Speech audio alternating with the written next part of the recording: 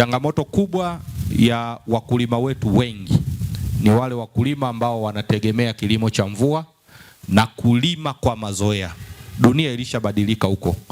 Sasa hivi lazima ulime kisasa, utumie wataalamu, utumie na mbinu za kisasa za kiteknolojia. Nimezunguka kwenye baadhi ya mabanda, utaona kila aina ya teknolojia ambayo inahitajika ipo katika haya mabanda. Kwa hiyo nitoe rai kwa wananchi wote wa kanda ya kaskazini. Katika hizi siku 8 mpaka 10, leo ikiwa ni sehemu ya siku ya kwanza, jitahidi upate siku moja, tenga siku moja, zunguka banda moja baada ya jingine. Mtaona hapa mabanda yanayozalisha mbegu, mabanda ambayo yana vifaa vya kisasa vya umwagiliaji, mpaka maeneo ambayo unaweza kupata namna gani upate mkopo ambao utakusaidia kuongeza tija. Kwa hiyo mpaka financial institution zipo katika maeneo haya. Pita kwenye kila halmashauri, watakueleza zao gani linastawi katika eneo hili. Ukienda Same utaambiwa ukifanya hiki utapata tija. Ukienda Simanjiro utapewa zao. Ukija Arusha DC utaambiwa ni zao gani. Kwa hiyo kila halmashauri utakayopita, ukienda Babati, kote kila eneo kuna aina ambayo unaweza kupata uelewa wa pamoja.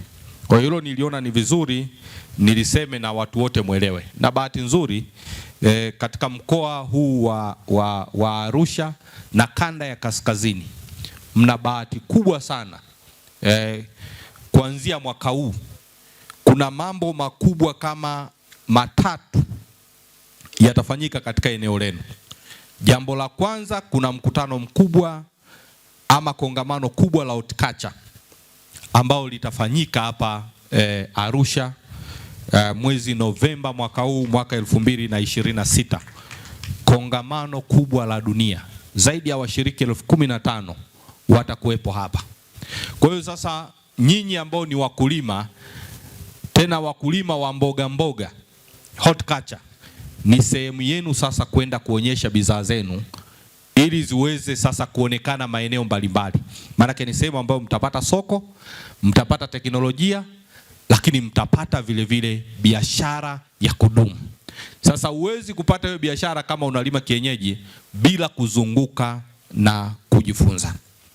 Lakini vile vile mwaka huu kuna bunge la dunia IPU litafanyika hapa Arusha kuanzia tarehe 5 mpaka 9 mwezi wa 10 mwaka 2026.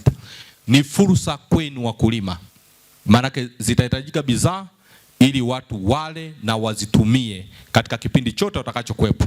Lakini wabunge wanapokuja wanakuwa na nafasi nzuri zaidi ya kuwaelezea fursa zinazopatikana katika mikoa ya kanda za kaskazini. Lakini tatu, lilielezewa hapa jambo moja kubwa. AFCON mwaka 2027 Julai.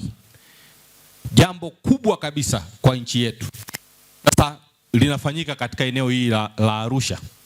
Sasa maeneo kama haya makubwa matatu, nyinyi watu wa Arusha mmepata bahati kubwa sana, na ni lazima mtumie sehemu ya maonyesho kujifunza kuhusu fursa, kujifunza kuhusu teknolojia, ili muwe sehemu ya michakato hii yote ambayo nimeiainisha.